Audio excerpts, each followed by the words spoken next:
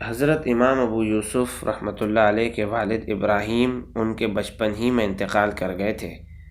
ان کی والدہ نے فکر معاش کی وجہ سے انہیں ایک دھوبی کے حوالے کر دیا، لیکن انہیں پڑھنے کا شوق تھا۔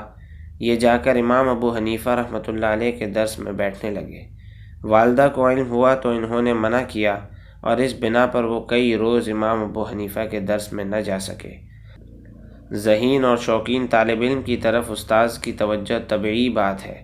جب کئی دن بعد وہ درس میں پہنچے تو امام صاحب نے غیر حاضری کی وجہ پوچھی۔ انہوں نے سارا ماجرا بیان کر دیا۔ حضرت امام ابو حنیفہ نے درس کے بعد انہیں بلایا، ایک تھیلی حوالے کی جس میں 100 درہم تھے، اور فرمایا کہ ان سے کام چلاؤ، اور جب ختم ہو جائیں تو مجھے بتانا۔ امام ابو یوسف خود فرماتے ہیں کہ اس کے بعد کبھی مجھے امام صاحب کو بتانے کی نوبت نہیں آئی کہ تھیلی ختم ہو چکی ہے۔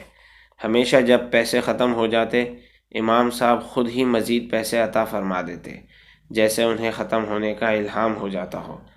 ان کی والدہ شاید یہ سمجھی ہوں گی کہ یہ سلسلہ آخر کب تک چل سکتا ہے، کوئی مستقل ذریعہ معاش ہونا چاہیے۔ اس لیے ایک مرتبہ انہوں نے امام ابو حنیفہ رحمۃ اللہ علیہ سے کہا، یہ یتیم بچہ ہے، میں چاہتی ہوں کہ یہ کوئی کام سیکھ کر کمانے کے لائق ہو جائے، اس لیے آپ اسے اپنے درس میں شریک ہونے سے روکیے۔ لیکن امام ابو حنیفہ نے جواب دیا کہ یہ تو پستے کے گھی میں فالودہ کھانا سیکھ رہا ہے۔ والدہ نے اسے مذاق سمجھا اور چلی گئی۔ لیکن امام ابو یوسف خود فرماتے ہیں کہ اللہ تعالیٰ نے مجھے اسی علم کے بدولت وہ قدر و منزلت عطا فرمائی کہ میں قضا کے منصب تک پہنچا، اور اس دوران بکثرت خلیفہ وقت ہارون الرشید کے دسترخوان پر کھانا کھانے کا اتفاق ہوتا تھا۔